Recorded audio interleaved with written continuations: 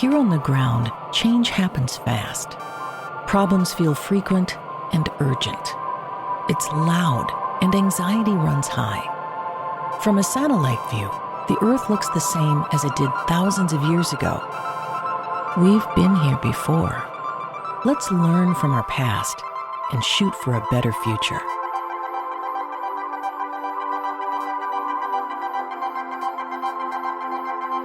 Hello and welcome again back to a satellite view, or for the first time, welcome to a satellite view. I'm Todd Mikkelson, your host, speaking at you from Thursday, August 17th, 2023, in the space and time continuum.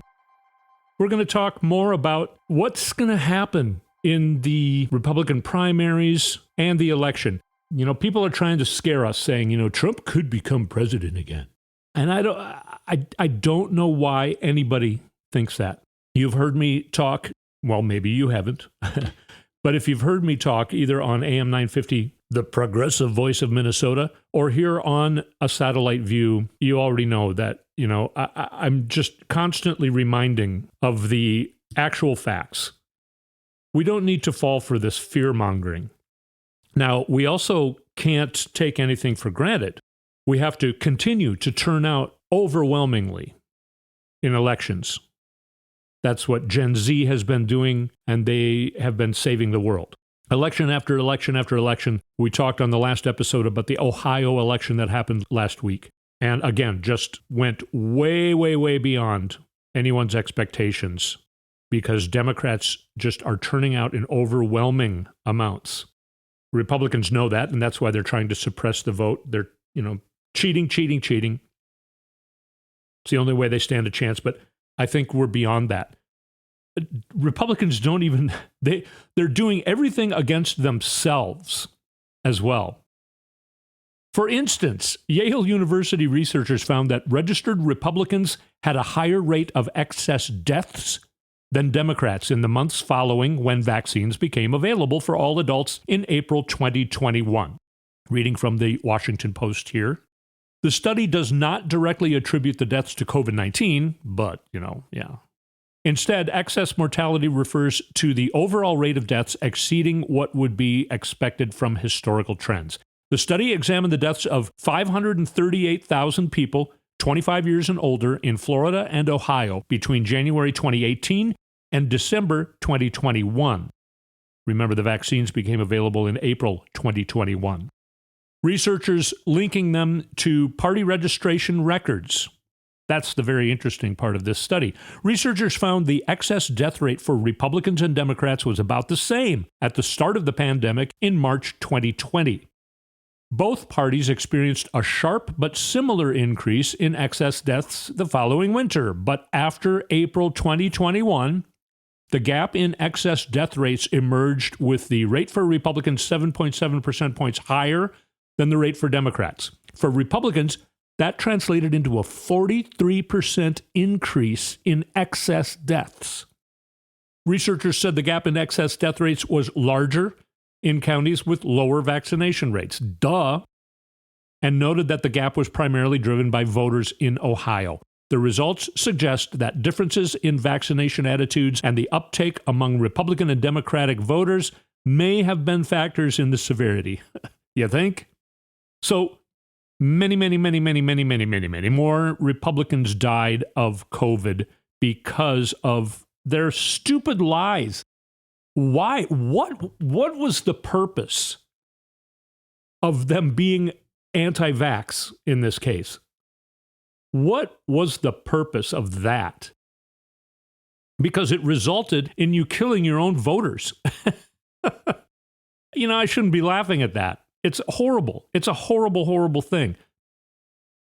Donald Trump should be going to prison for his neglect in how he handled that. What if we did an investigation? I think I said this last time.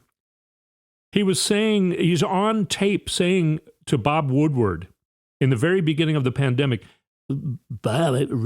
Robbie, I got to tell you, this is really bad. It's really bad. You can catch this just in the middle of the air. You just breathe it in, it ruins your lungs. But then publicly, he was saying, there's only 15 American cases, but by next week it'll be 0. It's not coming here. He should. That's a dereliction of duty. That's breaking your oath to keep America safe. You're supposed to be president of the United States, you yuts. Anyway. So no, it's a horrible thing, the amount of people who died of COVID. And the way you die of COVID is horrid. I wish not a single person on earth had to go through that. But because of this silly, stupid, idiotic shenanigans of the right wing, more Republican voters died. Many, many more Republican voters died of COVID than Democratic voters died. And then, talking about Florida, they're even further there. They have leprosy outbreak in Florida and malaria running in Florida. Florida sounds like a hellscape. I know Ron DeSantis is saying, yeah, you got to ask yourself why so many people are leaving California and coming to Florida. I want to make America Florida. Well, he leaves out the fact that 450,000 people fled Florida. They moved away from Florida last year, in 1 year. I know if I lived in Florida, I would have moved. I don't even know if I'm going to vacation down there. I mean, I love the Keys. Marathon Key is a great place. I don't know if I even want to go down there anymore. And, can you even go swimming there? The ocean is the temperature of a hot tub. Ron DeSantis' Florida is a hellscape. Now, he was supposed to emerge as their next big hope to get them past Trump and get them back in the White House. I don't think he's going to make it to December. And by the way, more than 50% of Americans think that Donald Trump should suspend his campaign because of this fourth indictment. I think Ron DeSantis is going to suspend his campaign before the end of 2023. I think it might occur sooner than I think. They have a debate next Tuesday, less than a week, just a few days from now is their first debate. Ron DeSantis in a debate? Oh my God, I can't wait. I can't wait. It's going to be the best TV we've seen in a long time.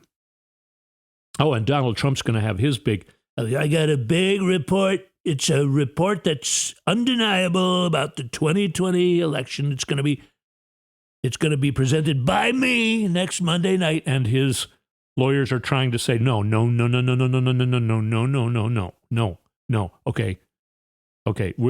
He's going to do this. Let's just make sure the camera's not running, okay? Let's get to the cameraman. Let's make it his fault. So normally, they would be going with Mike Pence by now. Their big argument about Donald Trump's fourth indictment is, Lindsey Graham said, I think that we should let the American people tell us what they think of Donald Trump at the ballot box instead of in a court of law, that this is atrocious. Well, Americans did show what they think of Donald Trump. 7 million more Americans voted for somebody else in 2020. Trump already lost. And he was a big part of their losing every election and special election ever since. The Democrats we're keeping, we got to keep showing up in overwhelming amounts. I'm not saying that we should not be afraid of the possibility of Donald Trump or any Republican taking over the White House. But I'm telling you, no Republican is going to take over the White House. Normally, they would be going with Mike Pence. He was the vice president, and he's a regular conservative a-hole, which is what the moderates want. I still vehemently disagree with conservatives 100%. Conservatives have been the problem in this country since its inception. But if they were going with somebody like Mike Pence and Donald Trump was just out of the way, then, they might have a slight chance in the Electoral College. Still not. Republicans are never going to win the popular election ever again. Imagine if Donald Trump was out of the way and they were going with their vice president. Now, they hate their vice president, so Mike Pence can't get up to 1% in the polls. Chris Christie right now is actually beating Ron DeSantis, at least in New Hampshire. And that's because Chris Christie spent a lot of time in New Hampshire speaking sense. Also, New Hampshire is much more moderate. They're less Trumpy up in those parts of the country. But Chris Christie is taking down Donald Trump. And Donald Trump is, he's too afraid to show up at the debate next Tuesday because he's afraid of Chris Christie. So what's going to end up happening? DeSantis, I think, is going to be out of the way. He's already tanking. He kind of had this unbeatable second place spot, being, 10 to 15 points ahead of everybody else except Donald Trump. But now he's going down and down and down in the polls. Mike Pence is not coming up in the polls. I still think Mike Pence thinks that he's got a path, and I think there's some sense to that thinking, that he could be the nominee, even still now could end up being the nominee because of what I just said. He was the vice president. Republicans also hate Chris Christie. I just don't see them tolerating a brown or black or female nominee. Nikki Haley's brown and female. Vivek Ramaswamy is not a serious candidate. I think he might think that he sees a path by becoming vice president for Trump because he's really the only one left who's just blowing smoke up Trump's butt. Everybody else has at least taken a baby step backwards from Trump, except him. He's got a new book out, and he seems like a narcissist. He just wants to be, the guy that everyone knows and thinks is smart, and to talk really fast. And I don't see him being the nominee. I don't think Republicans are going to allow somebody who's not white. So Rick Scott, I don't know much about him except that he is horrible at being a candidate. I know he's gotten elected in his state, but being a national candidate, he just looks like an idiot. I'm sure he's not an idiot, but he sure acts like one on TV. He plays one in the primaries. So it's really interesting to see what's going to end up happening. I really think Trump is not going to be the nominee. There was another poll, and you know what I think of polls. Any poll that's like this, though, that says 64% of Americans don't want to vote for Trump. If you had an accurate poll where you were including Gen Z, I bet it would be more like 85% of Americans don't want to vote for Trump. And same with the 50% think he should suspend his campaign. Again, if you could do a poll that included Gen Z, it would probably be a much higher number. I think that Trump is really, really in for it this time. He can't be pardoned for Georgia. I know some people are talking about, well, he can apply for pardon in the state, but you can't do that until you've paid your price in jail and then been out of jail for 5 years. Okay, well, if he pays his full price in jail, 5 years later is going to be something like the year 2738, because he's got hundreds of years of penalties for the now, 91 charges against him. Each one of those has, anywhere from 5 to 20 or more years. He was up to like 540 years, but that was before this last indictment. So, it's just, it's incredible.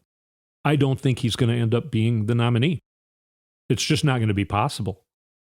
And I think he's losing his own supporters. Except for the ones who are being thrown in jail. Now they're doxing the grand jury. One woman she made a threat a couple weeks ago. I don't know why she didn't think she was going to get caught. She left a voicemail, a very vulgar, horrible voicemail for the judge. Well, she's already arrested and in jail. How many Republicans are either like being shot by the FBI, like happened last week with that guy who was going to make a stand against the FBI, and he was going to assassinate Joe Biden, or going to jail. And again, losing voters. These people will go to jail for Trump. I think it's very sad, but these people should not be voting. This is what the Founding Fathers, it's part of the reason why they came up with the Electoral College. I very much disagree with the Electoral College, but it's part of the reason why they came up with the Electoral College. I'll explain more about that after we take a short break, which we're overdue for. Here on A Satellite View, I'm Todd Mikkelson. We'll be right back.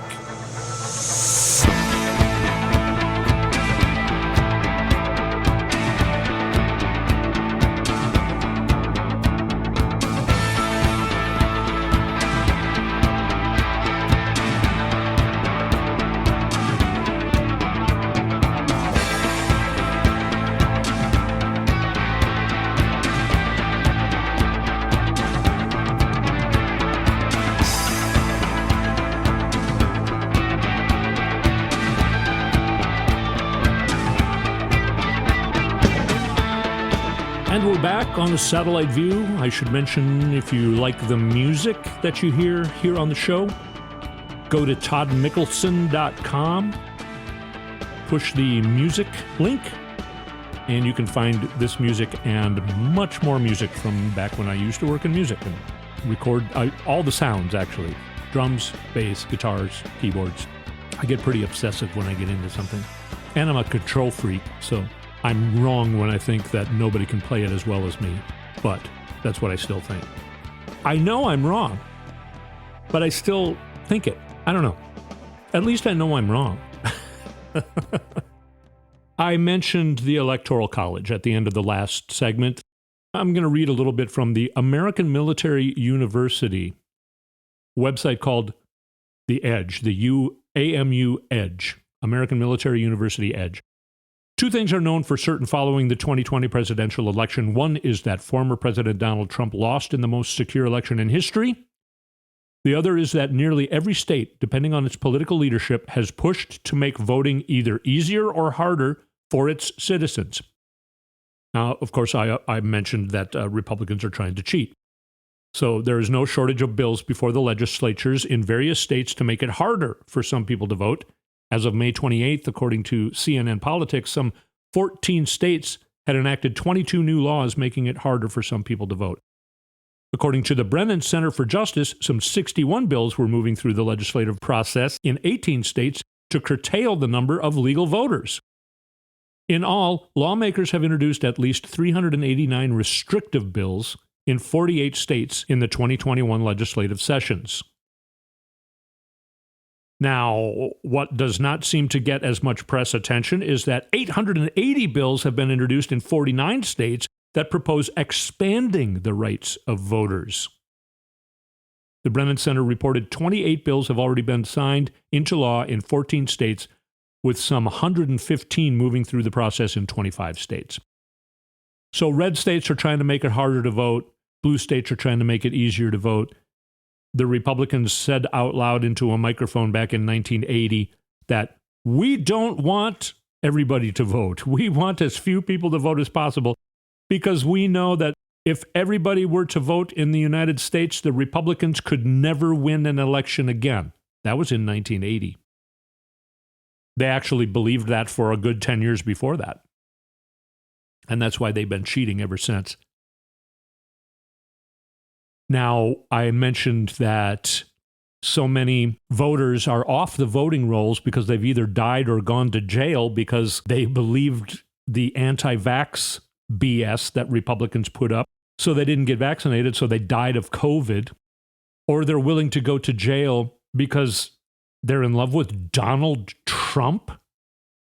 New Yorkers have known Donald Trump to be an idiot, moron, mobster, along with Rudy Giuliani, for decades. So the Founding Fathers, now the Electoral College goes back to Roman times.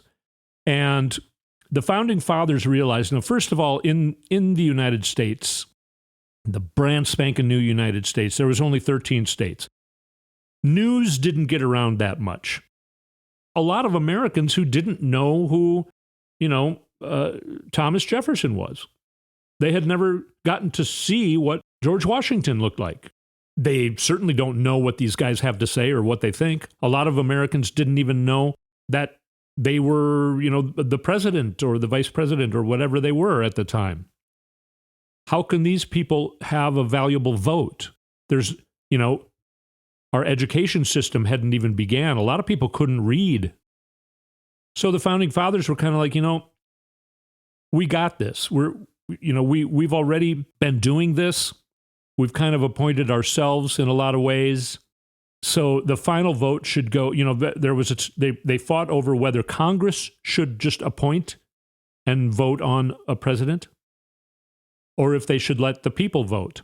There was enough of an argument that they came up with the Electoral College. It's like, okay, the people can vote, but we have electors in each of the 13 states, and they actually make the final decisions. We're not counting the amount of people who voted for the president. We're counting the amount of electors in that state.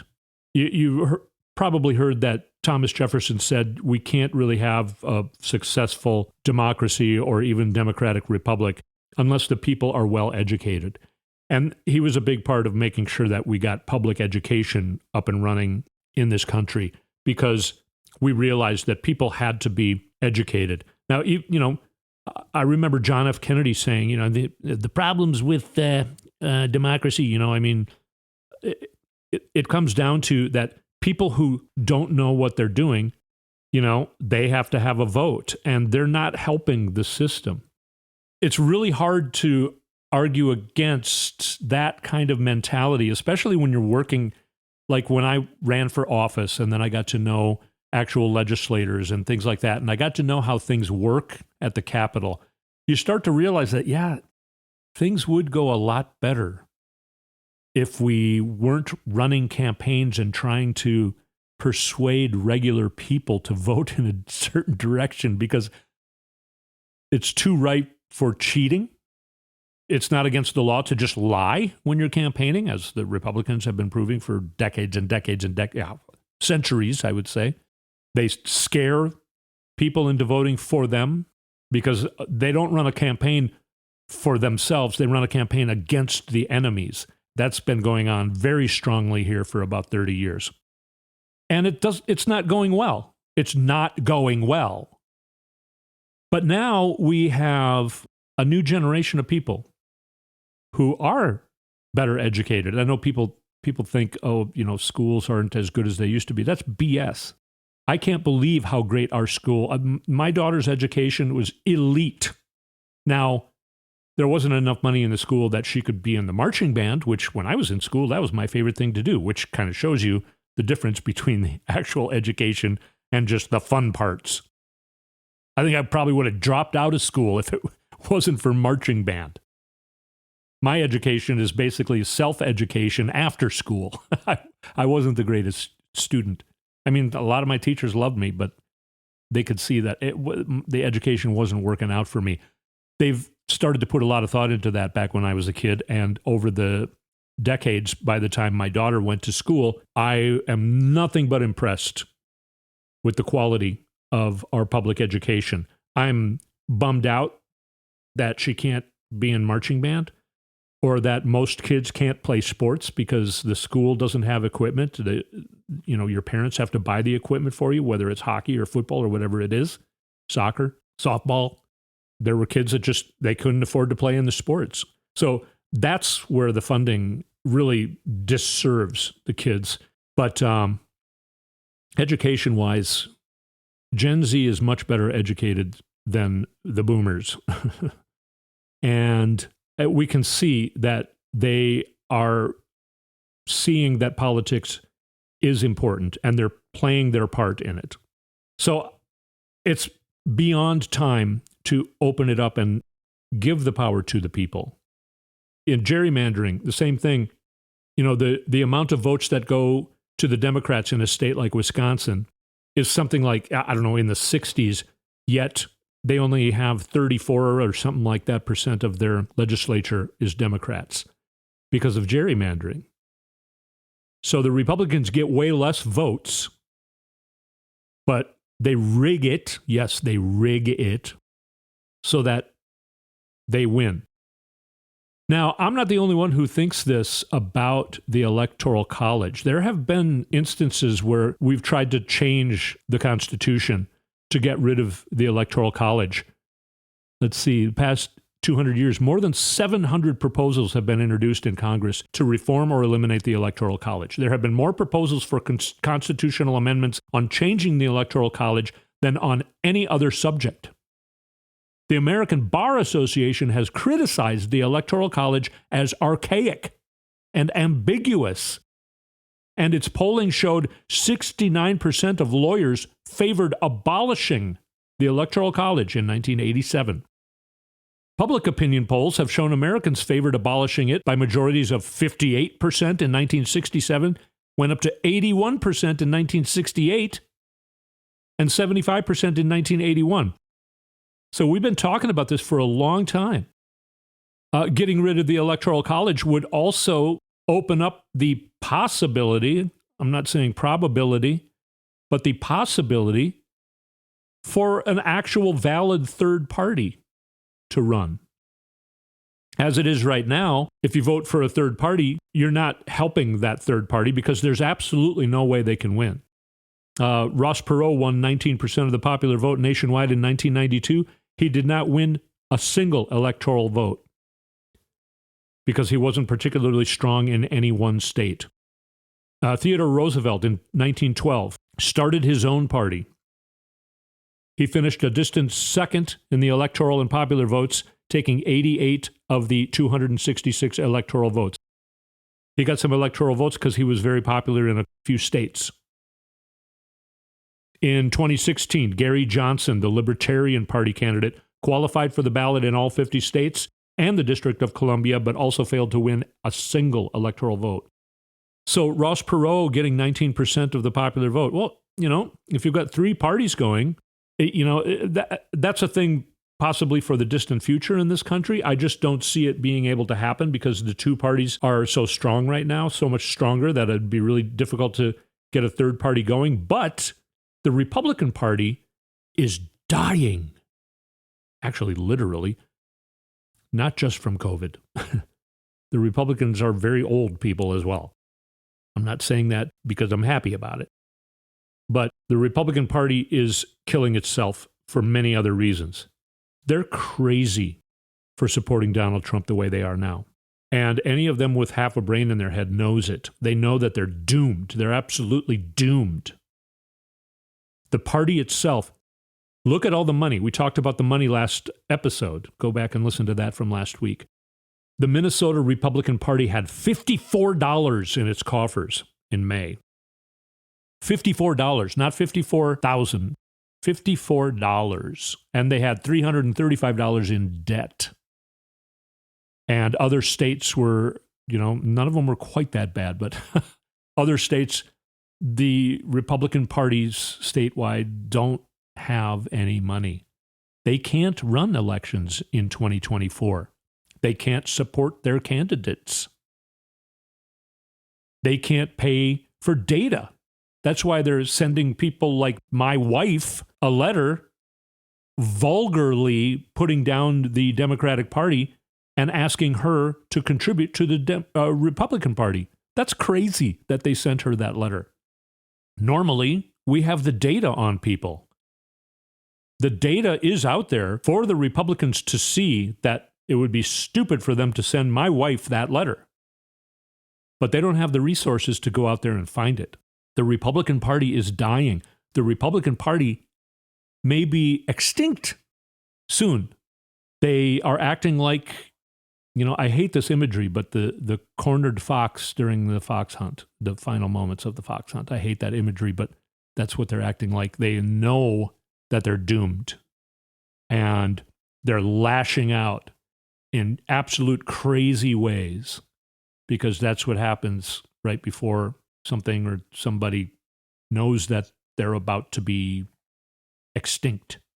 And so then what about raising a third party? I mean, another party is going to have to emerge, it seems like. And that party's not going to have a chance, especially with the Electoral College still being we'll see what happens. Maybe that party will want to get rid of the Electoral College if they emerge. Or maybe the Democrats will get rid of the Electoral College sometime soon here. It's possible. I wanted to talk about so many more things going on that are just, I'm looking at my list here. So this was more about history, I guess, and and our system than it was about the fun day-to-day little gossipy things going on. But you can get that somewhere else, right? When you come here, we go way up high as a satellite, and we look back down and we can see back in time and learn from it to make a better future. That's what we do here. We don't need to talk about all of the fun things. I didn't imitate Trump very much. I didn't get to it. Imitated him way less than has ever been seen on this show. But we've run out of time. I'll be speaking at you next week, and it'll be after the debates. That's going to be incredible. We'll probably talk a lot about that next week.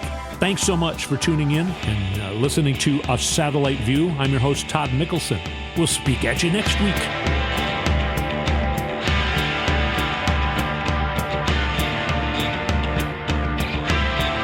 You've been listening to A Satellite View with Todd Mikkelson.